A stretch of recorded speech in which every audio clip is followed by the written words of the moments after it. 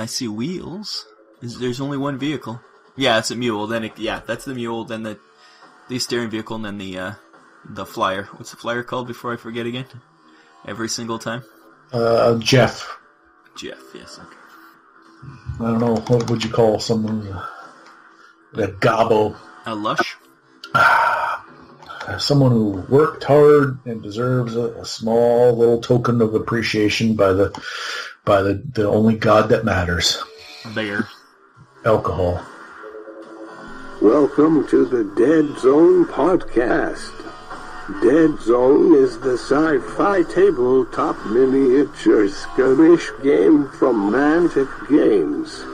And now, here are your hosts Rob Harper and Jack Fike. I am your announcer, William Randolph Wintergreen. Welcome to the 75th episode of Deadzone the Podcast for September 2017. In this episode, we have a lot of news to catch up on. As always, you can go to deadzonegame.podbean.com to see all the pictures, or you can go to youtube.com/c/Deadzone the Podcast for the video version of the show. And now on to this said episode. Welcome to Deadzone the Podcast, episode 75. It is now September, mid-September already, 2017. It's crazy. Summer is gone. What happened, Jack? What happened to the summer? I'm Rob, by the way. And I'm Jack. I'm a born entertainer, a bit of a satirist. I like long walks on the beach. No, this isn't your Grindr profile. Oh, then my shirtless profile pic has gone to waste. Now I gotta Photoshop that. This episode's originally was gonna be a lot of news, and then we got some stuff dropped on us today, so we'll have that in the middle. And yeah, so we'll start with some news. And the news starting is that they released the information that the Warpath vehicles for the Kickstarter are going to be, if you ordered the Tunneler along with the other stuff, that should be shipping soonish for the Kickstarter backers. And yeah, the other vehicles are still in the prototype phase, but they said that soon they shall begin production. So I'm thinking we'll get them early next year. Sucks, but it's true. Hopefully before Chinese New Year, otherwise we're not getting them until before Adepticon, but let us cross our fingers and hope that they come in January, at very least. Well, there's two upsides to that. Yes, if you're waiting for it, especially if you want to get your firefight on, get your Warpath going, it's a bit disappointing. But the upside is for us, by the time it gets here, the snow is going to be up to our pits. We'll be stranded in our homes, and we'll have all the time in the world to paint. Yes, that's always the plan every year, and then we don't get it, and then we are get it in the summer, and then we'd never get to touch it. So yeah, but this year I'm holding out hope. Well, we should be getting Star Saga by then anyway, so we'll have that to do. But they did release some photos of the prototypes. The first one is a exploded. It looks like a mule. We think it's a mule. It is many pieces, but we see wheels, so we assume it's a mule. Yeah, it's got the flat bed in the back. That is a mule for sure. Yeah, it's the octagon that the bed is. But this is what it's going to look like when it comes to you. Yeah, other than this is I believe this is either in 3D printed or resin, one of the two. Ours will be in hard plastic. But yeah, prototypes. Doesn't look too hard to put together. It looks good. I can't imagine that it's very easy to get that and then have it sitting on your desk. And I don't care if you're the owner of the company or the guy who stuffs the boxes. That they just have that sit there. You'd want to put it together. Yeah, though they have to test. They have to look at it all and make sure everything's right before they can. I guess part of that would be to put it together though to make sure it all fits right. That's a good angle. That's what you could say when you're in the broom closet, and then Ronnie flashes the flashlight on you, and you've got the glue out. And I'm testing. I'm just testing the fit, sir. Well, I think your idea is borne out in the next picture because it's the Asterion vehicle, either the Chroma or the Chira or whatever it's called. But it's just all assembled, so somebody assembled this one. So let's take a picture of the unassembled stuff, and then one guy starts sweating. And this is the troop transport one, because the back there, those little spikes, is where the marionettes or the ciphers hang off of, which would be cool for modeling. I wonder if we have any of those left over, any ciphers. I don't know if we have any Asterion stuff left over. We could hang off rats from it. That's about it. Zombies. Yeah, zombies. Yeah. But I think we have everything but Asterions we could have hanging off there. Yeah, that's probably true. Asterions was one we never really got that many of, because it was never part of the original Kickstarter, and we kind of pieced it together afterwards. And lastly, it's the Jeff, as Jack told me the name of this is, because I never remember the name of this vehicle. It's the GCPS flyer. And this one looks partially assembled. So this is when Ronnie caught the guy assembling stuff right here. Yeah. Or those are actually, I think a lot of those bits are the plagued version of what it's going to be. Because I see some spikes and some. It looks like the turbines that are in the wings. Looks like someone just sat them in their location rather than affixed them. Yeah, looks good though. And so those will be winging their way to us soonish. Pun intended. Oh no. Oh.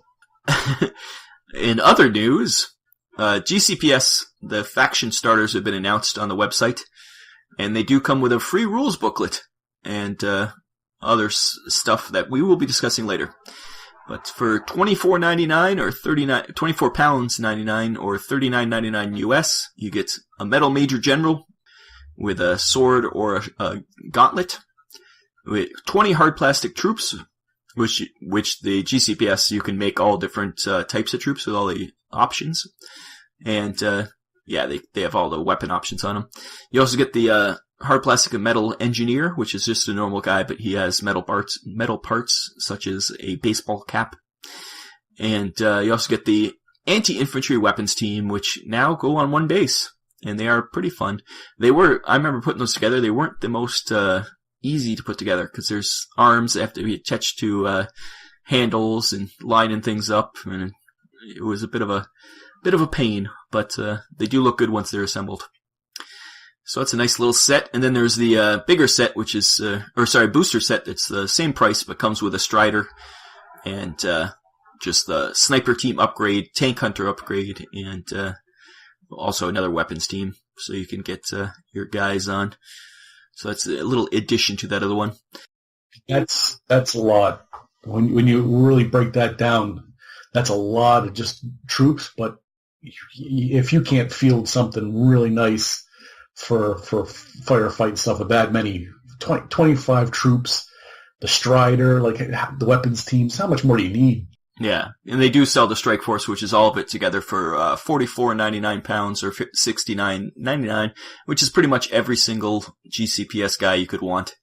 So for $70, you can get totally everything for the GCPS and be rocking any variation in Deadzone. Or like I say, have a nice starter set for at least Firefight. Warpath, you probably need a couple of these before you start getting into it. But yeah, I don't know enough to say definitively, but certainly that's a lot. Yep. And they're also releasing the Asterions, a new starter set for the Asterions, which also comes with their new rule booklet, and which is cool. And that new rule booklet will have new rules we'll talk about later. But this one is the same price, £25 or 40 US. You get 10 marionettes, 2 support drones, which are the new drones, the funky looking ones, 2 ciphers with no rifles, 2 Cypher Wardens with Charge Glove, which is the hand-to-hand guys. Siphon with Fissure Beamer, which is the rocket launcher kind of thing. We get a Black Talon and an Overseer. And then the booster has some more Charge Glove guys, more Beamer. It's pretty much more of everything. You get a missile launcher in that one. You get 2 Sky Razors, though, and 2 of the drones. And notice, one of these drones has a metal pulse bombard upgrade. Why? Can't you sell these separately? Please just come out with a set that's just you can buy pulse bombards. I need like 4 of them.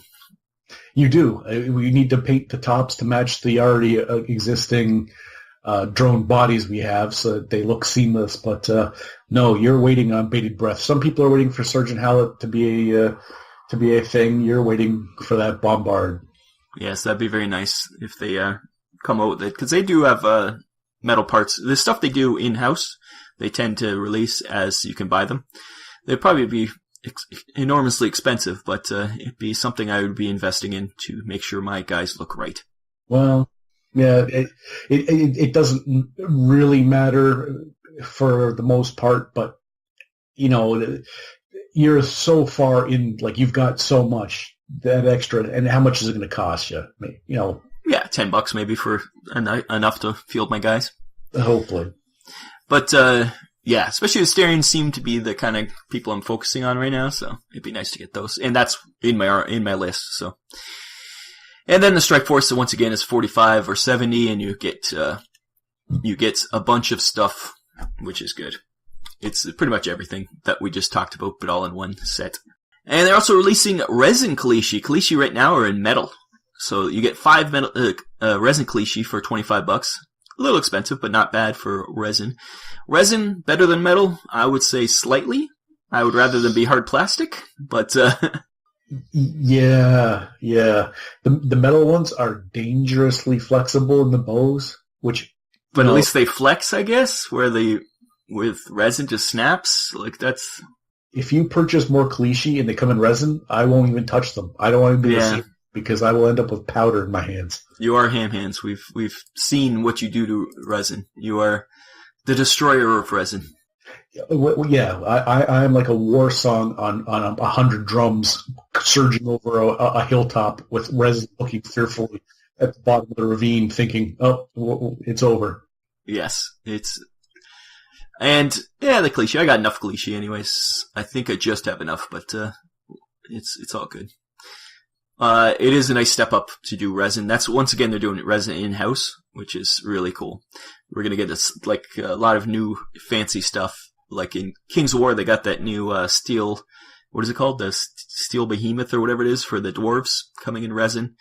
And yeah, that's pretty dope. Yeah, so hopefully Deadzone gets some of that love too, and some cool resin stuff that they can make small batches, but in-house. Veerman Rumbler is also available to purchase separately, which is good if you need some more wiener cannons.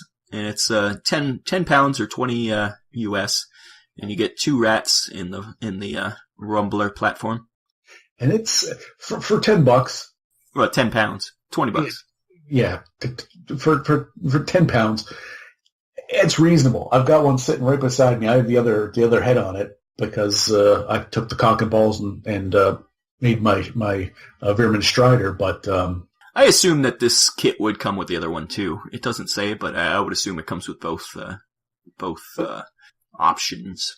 But it's a nice sized little vehicle. Two miniatures with it. You get the 2 Veermen. It's a reasonable price. Oh yeah, that's not bad. And same with this next one is you get 5 creepers for $20 or 10 pounds. So if you need to add some more creepers to your list, here they are. Does that one guy have a crowbar? Is that an option for creepers? Yeah, the one has a crowbar, which I think we do have access to. I think I have an arm with a crowbar floating around somewhere. I don't know why. I don't remember seeing that. Maybe did I do creepers? Maybe you did the creepers and I did the stalkers. I can't remember. But looking at this new paint job, it's got far less of the yellow armor and more of this is more in line with what I thought would be nice for the rats. Yeah, I think the house painter has been listening to you. These guys have very little of the colors on them. They're more drab. And as always, you can see these pictures on deadzonegame.podbean.com. You can check out the pictures. But these much more drab looking, which I like. The Rumbler platform is the bright yellow still. That must be an old picture before the new painter got a hand on it.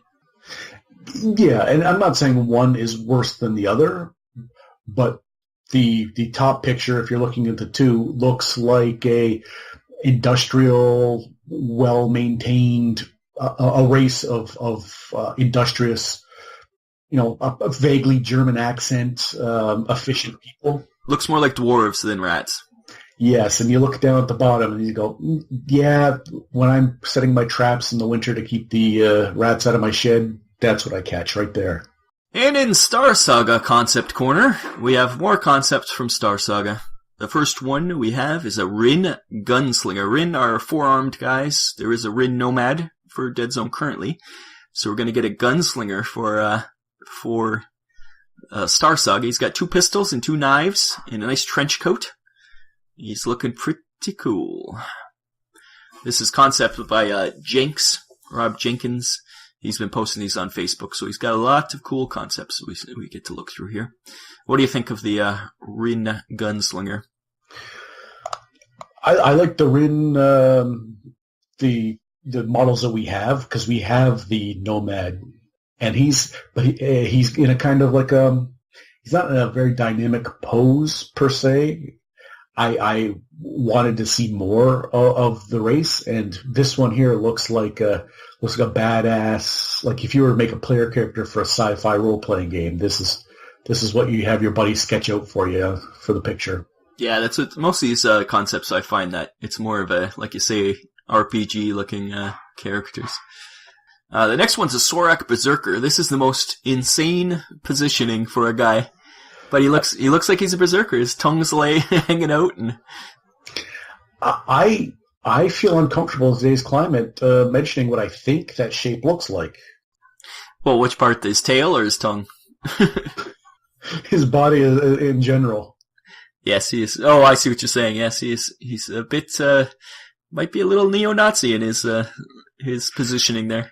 But the Sword Spawn, I loved that model. It's such a good model. The version 1 had the special rules. Everything was coming up Sword Spawn. He couldn't have been in a more happy place. And then he was erased from existence. Well, he's back now, but he's not. He's a shadow of his former self. Yeah, they've dialed him back a bit. I'm wondering if maybe this kooky, wacky character here is gonna take up the mantle of that wild bloodlust. Yeah, give him some better fight stat at least. Yeah, he is the wrong color. As we all know, Soraks are supposed to be red, not purple. Right, and the Indige are the purple. That was well established. I don't understand how they keep getting this wrong. Like it's so obvious.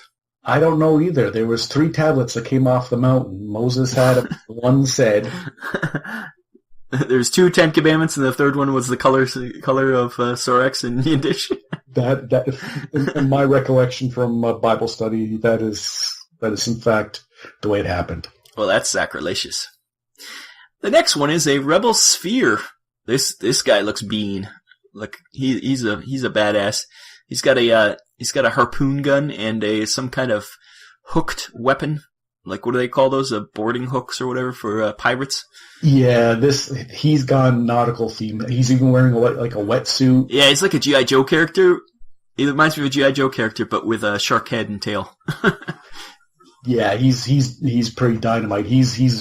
That is going to be nice.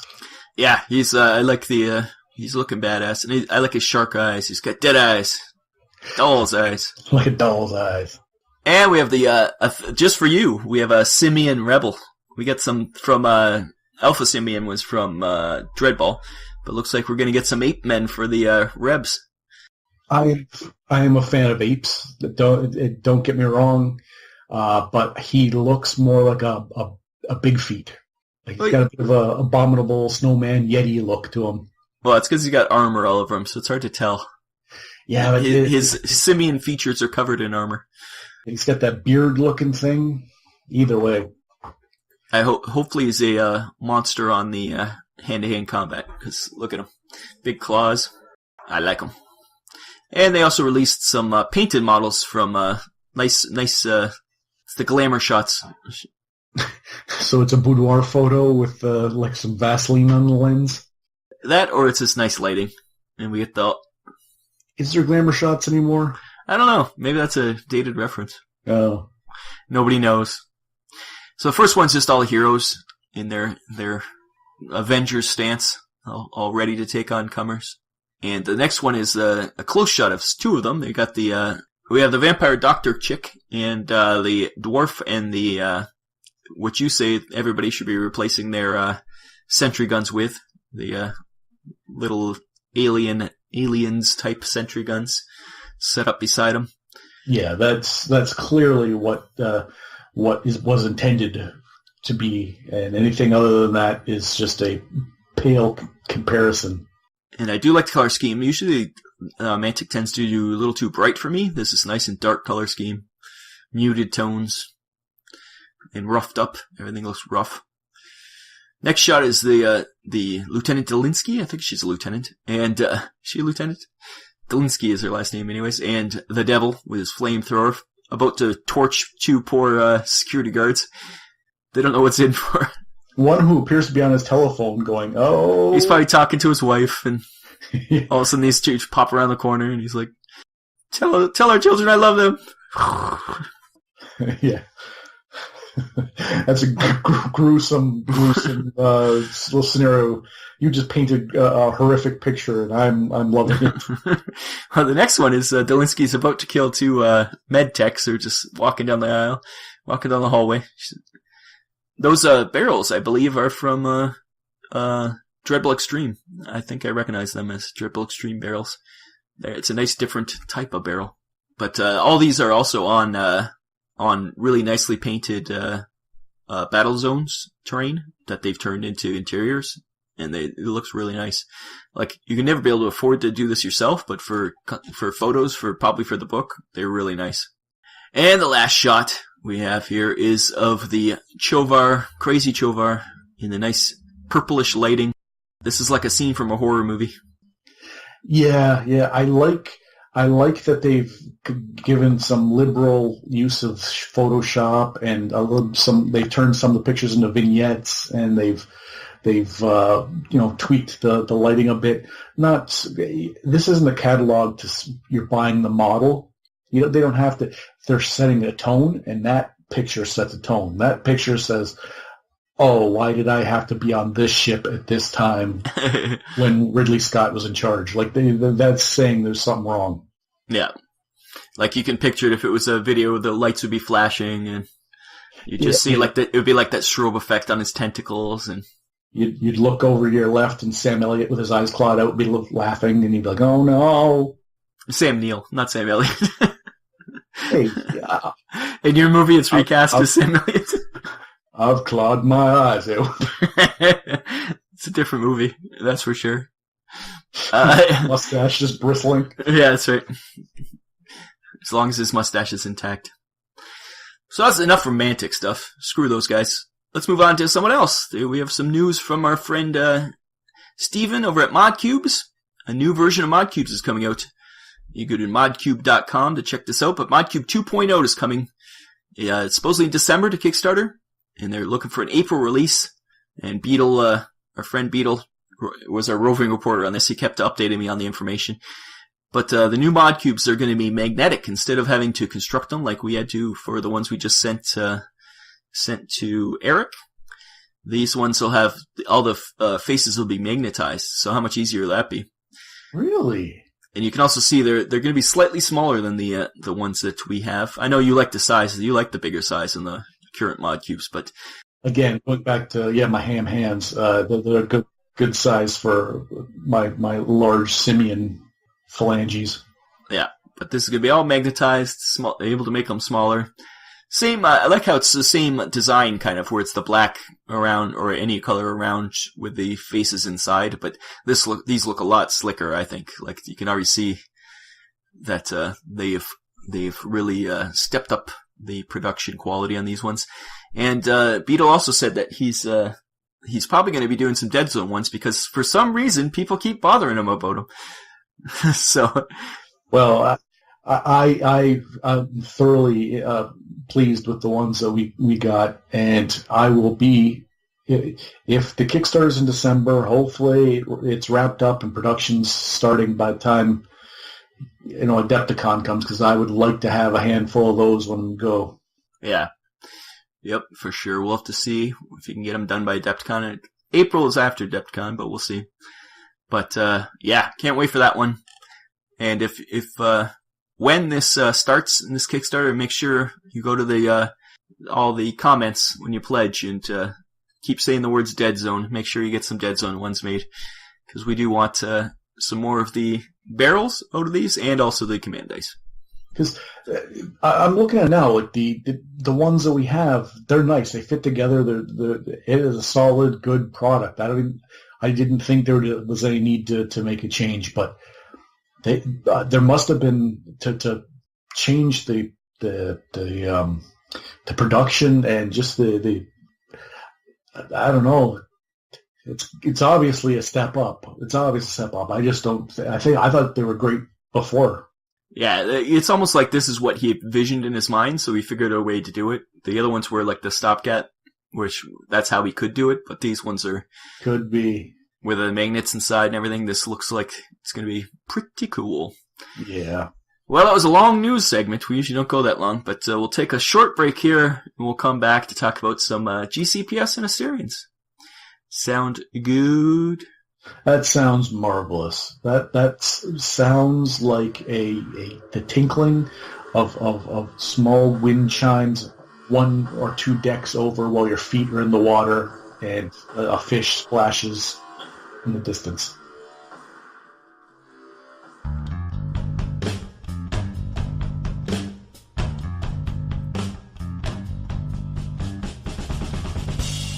Oh man, that was a good roll. Hey Georgie, what are you watching? Oh, I'm just watching a video on Family of Gamers 777 on YouTube. What kind of videos are on their channel? They have hobby videos, live streams, Deadzone and Warpath battle reports, and tons of other great stuff. Oh cool, I have to check them out. Remember, that's Family of Gamers 777 on YouTube, the hub for all things miniature wargaming.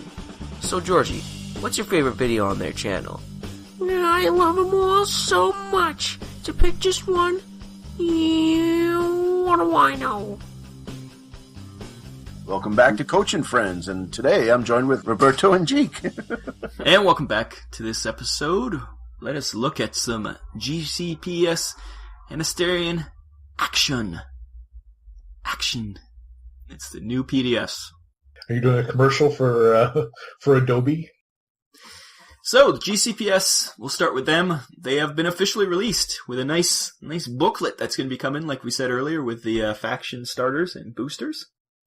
And, we've talked about GCPS at length before, and I don't think much has changed. As far as I know, nothing has changed. But I'm sure someone like Coach will put out a video about the slight changes that have happened. This PDF that they do release is great because it does have all the models and their corresponding picture for each of them. And I like how they use the old corporation troops from, Operation Pandora. They had the original GCPS guys, and they're a little smaller. And I like they use those as the corporation recruits. They're like the guys they don't have armor on. They're just little weedy little guys. So that's kind of cool. I like that idea that they use the old models still. But it's the corporation, and they have all the rules here. And the corporation weapon list is ridiculously long, which is I guess they're corporations. I guess they get to supply themselves. But there is new equipment, and I'm sure we talked about this before. But it's comlinks, which you can. It's like Spotter, another version of Spotter, Jack. Just what we need, 3 or 4 names for the same skill. Yeah. But it is Deadzone 2.0 where they reduced the number of skills. So we love you, Rules Committee. Remember the Halcyon days when we were talking to Ronnie and he was going to get rid of them all and put them on the stat line? And just call it Spotter, people. Why do you keep making new ones? Anyways.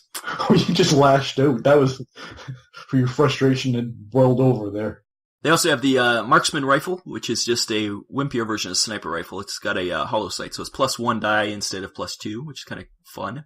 It's nice to get more weapons. And they have something called Trip Mine that has, which we've discussed many times how mine should work, where it's creates a token in the square where the mine is, and you can blow it up when people come through and stuff.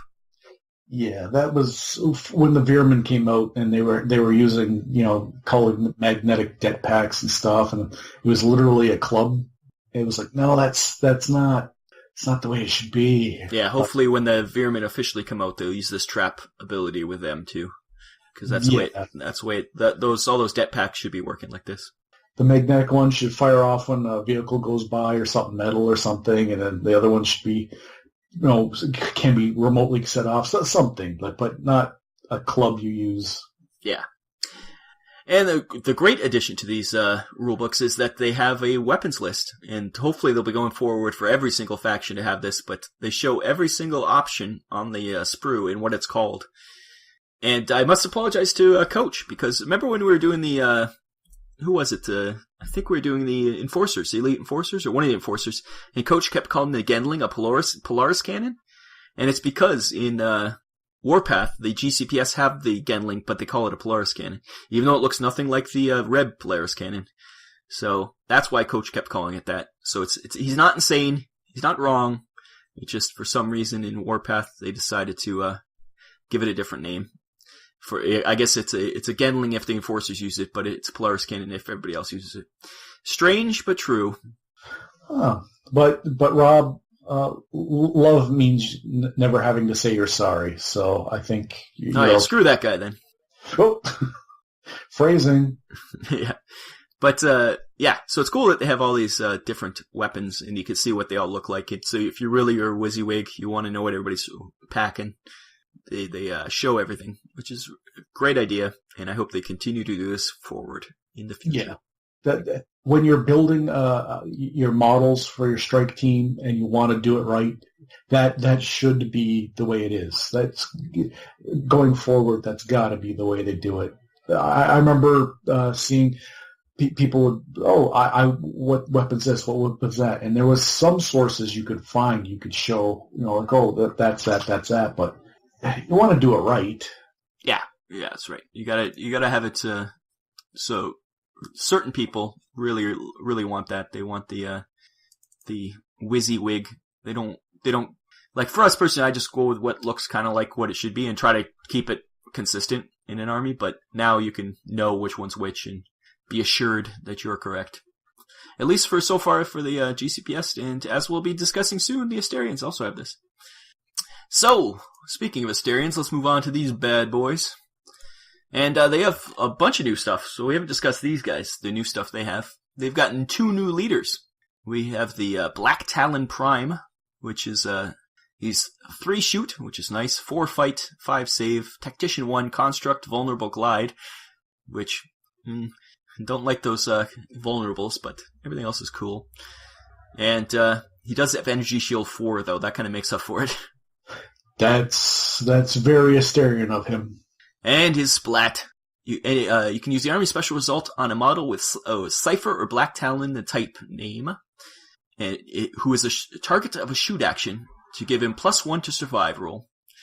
You may spend more than 1 Army Special rule on the same die roll, but must declare how many before rolling. So I think somebody else has this. I think they're similar. Oh, I know the Bastion for the Enforcers is +1 armor, but this is +1 die for survival. It's kind of cool. It's like he extends his shield out and protects somebody. And he does have Recon 4+, so he's pretty good for that. But what do you think about that splat? It has possibilities. You'd have to really, choose, because the risk of your shield blowing up. Well, he's not giving his shield out. He's just Right. So you're not going to be right where your frontline troops are. So it'd be. I'm just wondering. You'd have to pair him with someone that was really worth the effort and his location.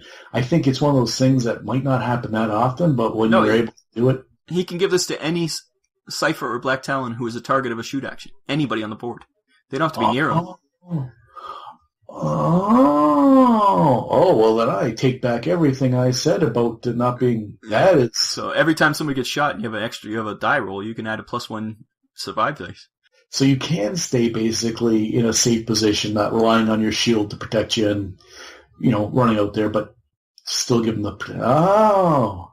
that's pretty nice. He's only 28 points, too. He's 3 VPs, but only 28 points. That's not horrible.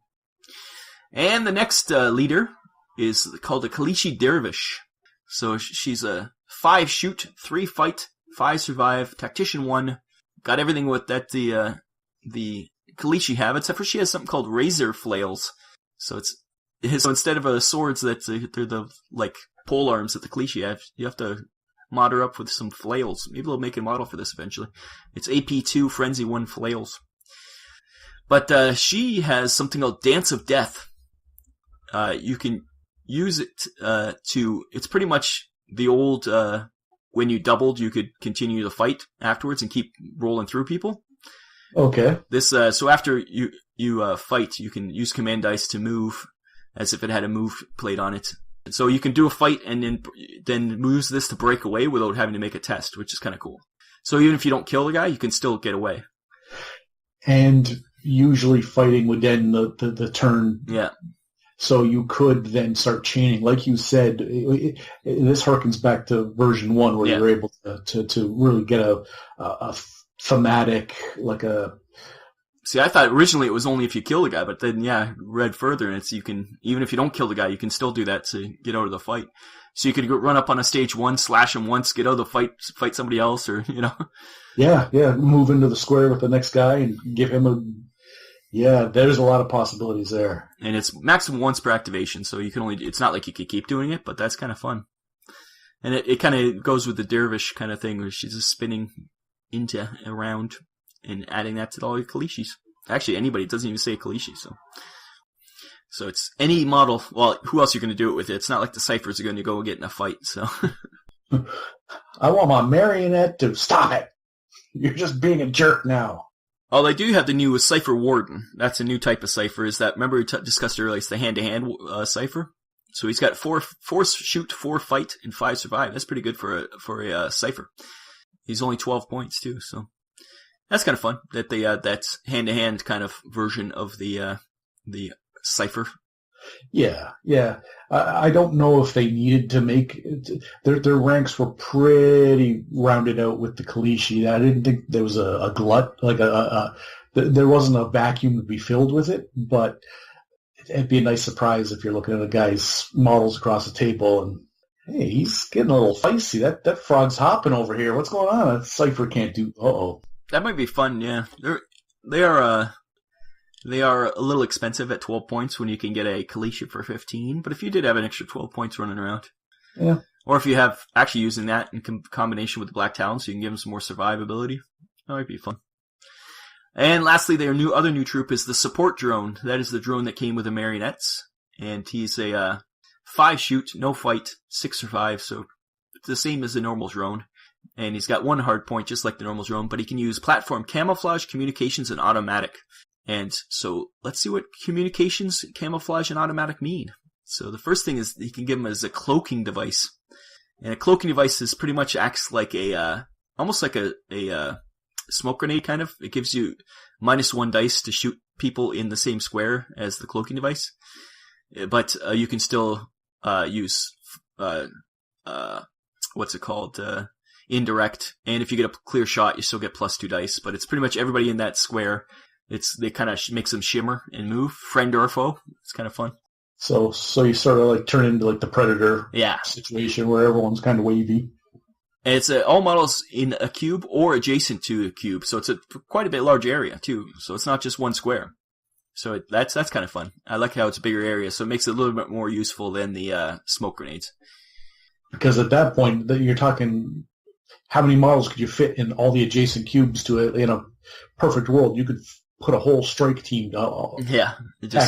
You wouldn't want to do that if the people had the pulse bombards or something. But yeah, it'd be nice to get a -1. It just helps with keeping your vulnerable guys alive. I think that's what a lot of this is for. Yeah, and to stop, first round haven't even activated yet in your deployment zone, and you get a couple snipers appearing. A little survivability that first round before everyone scatters into the multiple directions. And platform communications is something called a comms relay. It gives you Tactician 1, which is kind of cool. Plus, it gives you communications, which gives you an automatic free extra activation command die. So you automatically get another command die in your group because of its Tactician 1 ability. But you also get this free what's it called? Extra activation, which is kind of fun.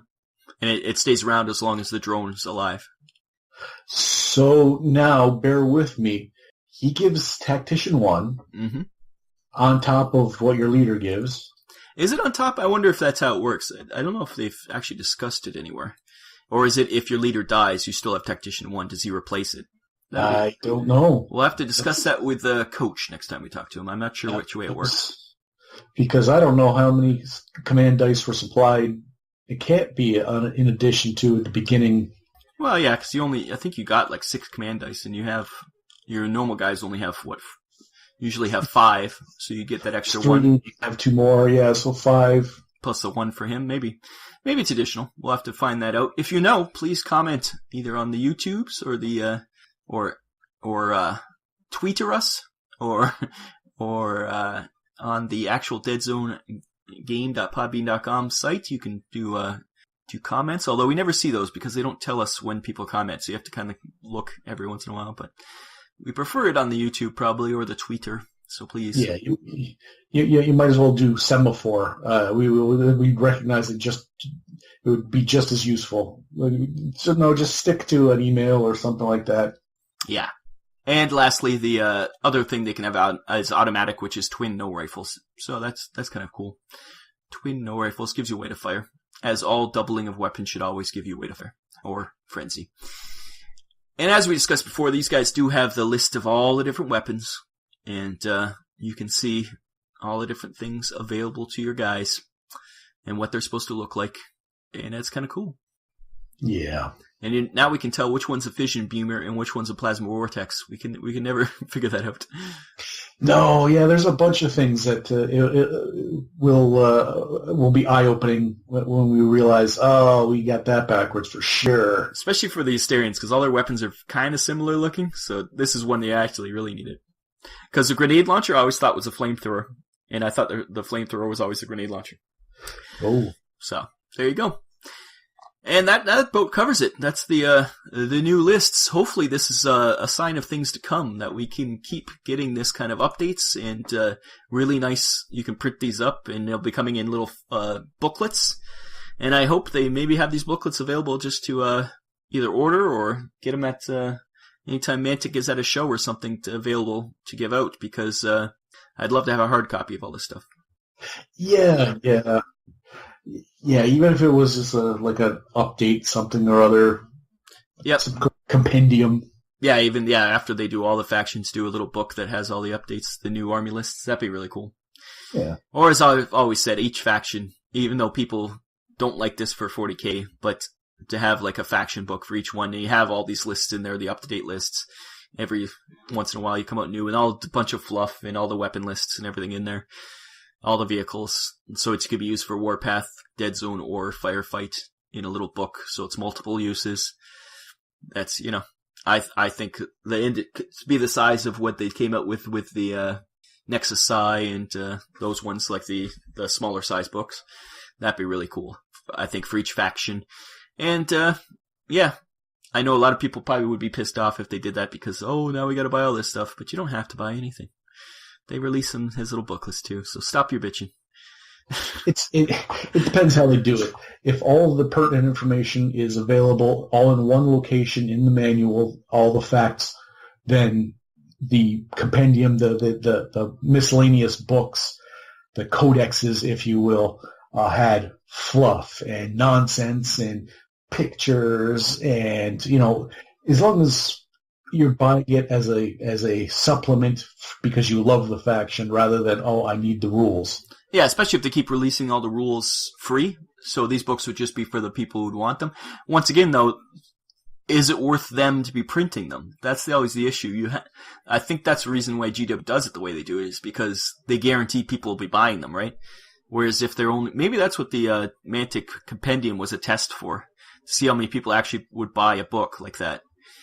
And I don't know if it was successful or not, but maybe that's what they're trying to test the waters. This hard copies, I think it's hard because it's not like they have a printing, like they have to send that away to get printed, right? And that can't be cheap. You would know. Yeah. But having things printed is a worthwhile endeavor, and I would say that if you are on the fence, certainly call your local press operator in your area and make sure that they have enough money to feed themselves and clothe themselves. That's right. keep print alive. My career is dying. Oh, that's why your new career is podcasting. That is correct. That is why I'm just living large. Well, on that bombshell, we'll go for another break, and we'll have some shout-outs. Shout-outs. Countercharge. Countercharge is the first podcast totally dedicated to the game Kings of War. Join your hosts Andrew, Mark, and Rob as they delve into the world of Mantica and bring you in-depth coverage of all things Kings of War. You can find us on iTunes and at ohiohammer.com, a proud member of the Ohio Hammer network of podcasts. This is Rob Fnuff from Countercharge, and you're listening to the only other podcast that covers Mantic games, Deadzone the Podcast. One more, Mark. True or not, but okay. It is shout-outs time. Welcome back to the Deadzone Podcast, your only source for Deadzone news that's worth listening to. And that commercial, while revolting, vile, something that, quite frankly, makes me want to vomit. We're gonna recover. We're going to pull up our bootstraps, and we're going to move into the shoutouts. That's just mean to Countercharge. Why are you being so mean to them? Well, I think they were partly responsible for letting Georgie out of his cage last time. No.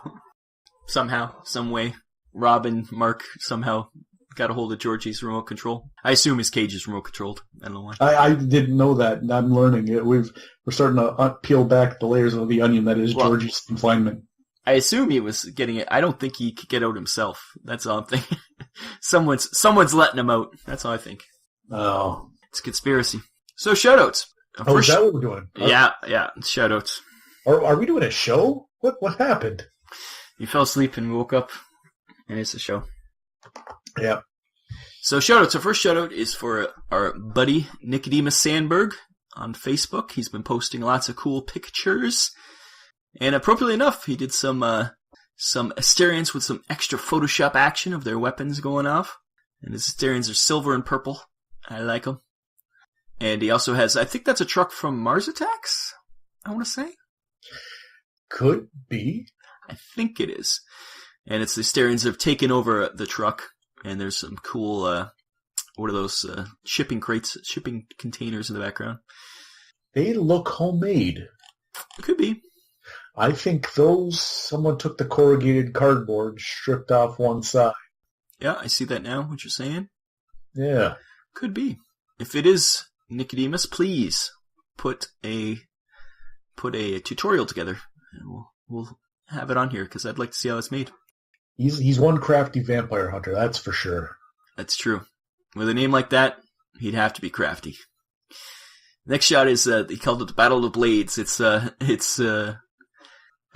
Howlett, jumping off a truck, about to kill, I think that's a Zor, isn't it, from Dreadball?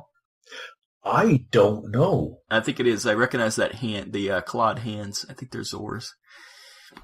So he's about to kill a Zor. And I really like the next shot. It's a Blaine. Look at that molting on the skin. That is a cool looking Blaine. I always assumed it was a full jacket, but man, that looks awesome. Oh, he looks like Lion-O with a Predator mask on now. A little bit. Doesn't it look like a... I understand what you're saying. Chitara? Is a male Chitara with a Predator mask on? Yeah. Or a Predator. Predator's got those molted spots too, but that's a really good paint job. I really like how they turned out. That's taking a look at something from a different angle. I assumed he was clothed, that his sleeves would have been part of the jacket, but now he's wearing like a long vest. No, that's really cool. Yeah, that's really cool.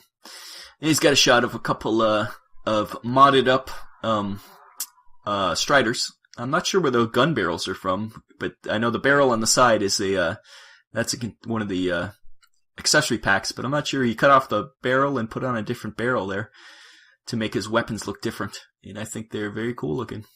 Yeah, certainly beefs it up with that big drum on the side. Yeah. That's dynamite. And then we got his shot of his Strider with some Peacekeepers, and I do like the single shoulder pad, different color. I do that many times. The next shot is another Strider. This one, I think, is the Dreadball Strider, but it's a really dynamic pose, and I like the big weapon he's got on there I think it's supposed to be a flamethrower, and a nice paint job too, but really cool looking. Yeah, because it is chunks from the flamethrower put together. That is really neat. You have to really know what it looked like beforehand to see how much actual work went into snubbing that thing down like that. Yeah, and just the really dynamic pose. I really like that. I like the use of the Dreadball Strider. That is because he's pretty clean and he's got nice hands, so that's cool. And then we got a whole bunch of Sorax, and look at this, Jack. Those Sorax are red. Nicodemus here, he knows what color Sorax are. He obviously loves Sorax, so that puts him in the top, 10 percentile of humanity, anyways. Like that's clearly a fan of the Sorax is a friend of ours. But then to have him the right color is, yeah. And I like how he's really positioned them differently. He's got a bunch of different ways that he put the Sorax on there with their hands for arms and arms for hands. Yeah, Mr. McGregor did right up. Yep. And then he did a bunch of Yindish. And Jack, what color are those Yindish? They're dangerously close to being blue, but I like the panache, and I like well, first of all, both the Sorak and the Yindish have like similar clothing. The Sorax, I looked and went, where did he get those? They've got scarves around their necks and stuff. He must have sculpted all those, eh? Well, again, he's a crafty vampire hunter. Because, all the Indies also have, like, scarves over their faces and stuff. Really, really inventive.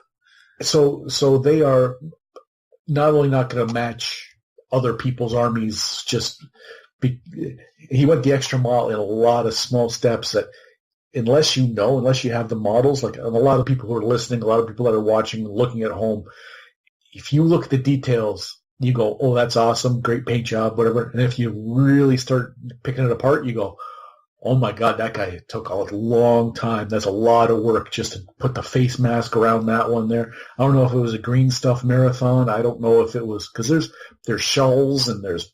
I would assume that's all green stuff. That's the only way you'd be able to do that accurately. Yeah, that's really well done. This is showing what you can do with these models to make them look different, and he's making them really, really good. I'm starting to show off now, actually. It's starting to piss me off. Well, the next bit, it's got nothing to do. This next bit really has nothing to do with Deadzone, but I thought it was just awesome. It's some kind of brutish model. I think I remember he's the one who had the Avengers themed army and stuff. So this must be one of those guys. But he's up against a handmade. You could tell he's handmade, but from League of what is it? The supervillains or whatever from the Legion of Doom. It's a head from a Legion of Doom head. I think isn't that Brainiac's head or something? It looks like it could be Brainiac's head, or it could be a Doombot from Avengers Assembled. Yeah, that too. Yeah. And if that would make that the Red Hulk, that would be the Colonel Thunderbolt Ross. Thunderbolt, yeah, Ross. Yeah. So Red Hulk versus, I'm guessing that's Red Hulk versus a Doombot. But you can see that the weapons on the side of his head are from, I think they're from the Yotan, the dwarf vehicle. It looks familiar from that.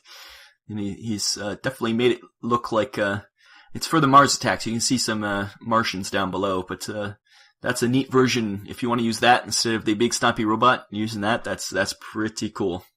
Yeah, that's a fantastic picture. It's a fantastic. That's a lot of work. Boy, that's a lot of work.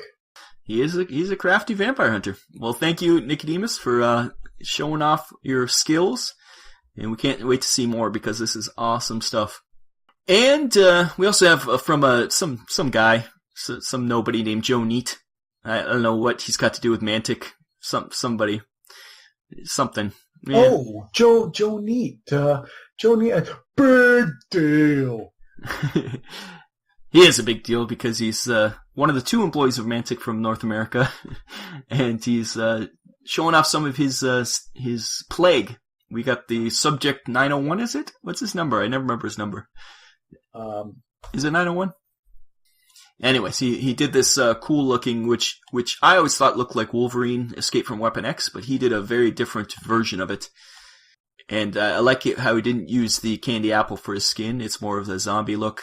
And I really like his back, because he has this like spine thing on, and it shows where it's stuck into his skin. And he really went above and beyond for the details in this guy. When I saw that, I went a whole different route. But when I saw that, I was like, I missed an opportunity. Yeah. Obviously, that's how it should look, with the metal tines stuck into the skin. But that, now you see, you go, oh, obviously, that's the way it should be. Is the beer getting to you? Oh, yeah. As you burped your way through that one? Yeah, that was my... Hey, Noob gets it. And lastly, we have an aberration and a stage 1. Very bloody looking. Not candy apple, just pure blood. And he did a nice bone texture on all of it. And yeah, they look menacing and evil. That Stage 1A is still the best model Mantic's ever put out. That now that I've been on Twitter more and more, and I've seen some of the things going on in the world outside of our little bubble. I still think that the Stage 1A, the Plague Lord, is one of the best models ever. Like, and that's not hyperbole. That's not me. Just that is such the like almost perfect badass model. Yeah, for sure. Yeah, he was the winner of our awards for best model, and he still is. He's the man. Mantic, you have to step it up and make something better than him. If you can do that, I'd be impressed. You came close with the Veerman Strider, but the official Veerman Strider. Get yours today. Yes, TM. Now for a segment we call Our Stuff. So, speaking of Veerman Striders, our stuff, do you have anything that you've been working on, Jack? Because I have nothing. I've been working on, as I mentioned many times, the Shadow of Brimstone Wave 2 came in, and I have about a metric ton of Shadows of Brimstone miniatures that I've been working through. So I've done nothing. There was literally a casket-sized box that he just kept bringing out bags and bags of miniatures. Yes, there was quite a few. But please tell me that you've been working on something Mantic, Deadzone, or Warpath related. I have, and it is more of a Warpath than Deadzone, but I'm sure if you looked hard enough in our back catalog, you could find rules for it.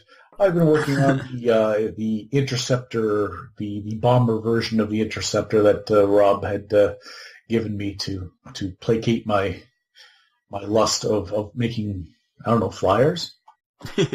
Well, you wanted to do it for the originally you wanted to do it for the Brush with Death that Mantic's doing now. September is the Warpath vehicle month, and so I gave Jack. So hopefully you will be submitting it to that, just at least to have a submission, so we can say we did it.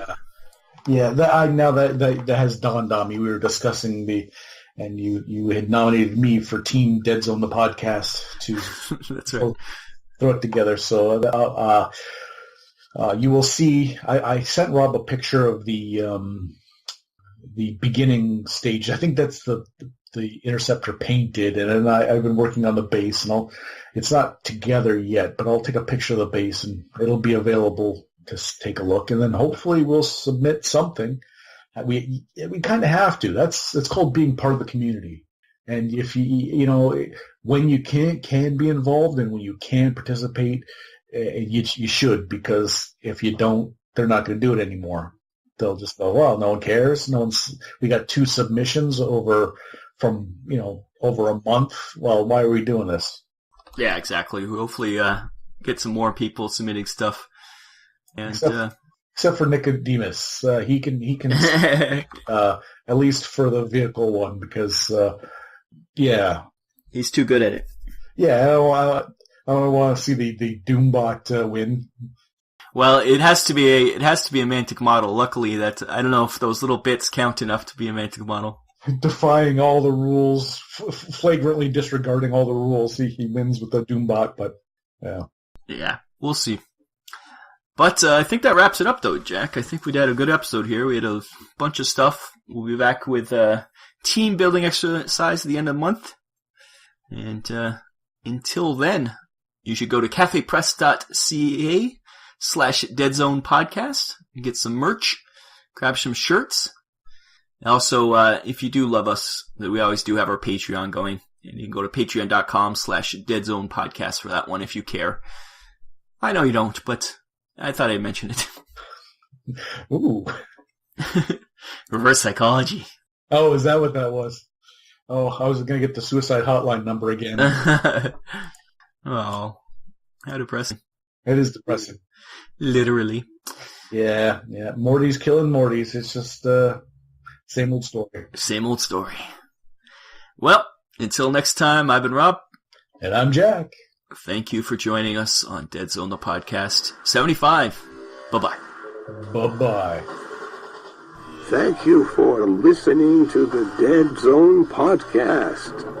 I have been your announcer, William Randolph Wintergreen. Visit the website, deadzonegame.podbean.com. Email your hosts at deadzonepodcast@gmail.com.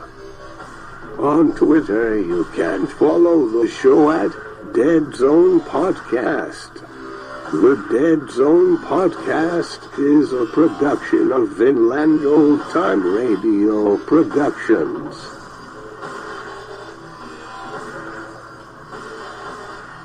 You have been listening to the Deadzone Podcast. And now, a word from the fine folks at Vinland Old Time Radio. Vinland Old Time Radio. It is to that. Astro! Ahoy there, Dirigible. Help a fellow Empire citizen out with you. It's a gavel. A haunted gavel. Have you read The King in Yellow? Hello, William. I made the koala burgers. So what's new? Are you insane? That better be a rhetorical question. And yes. Well, far too long. I once knew a Spaniard in Tarragona who spoke in gibberish like you. Up, and escape! That was terrible. I should be a god, and instead I'm stuck down here like a worm. She would tell me such wonderful stories. Dr. Deja Vu will return. Africa's a continent? It's with great protest. Ooh, now that's some fine program. VinlandOldTimeRadio.podbean.com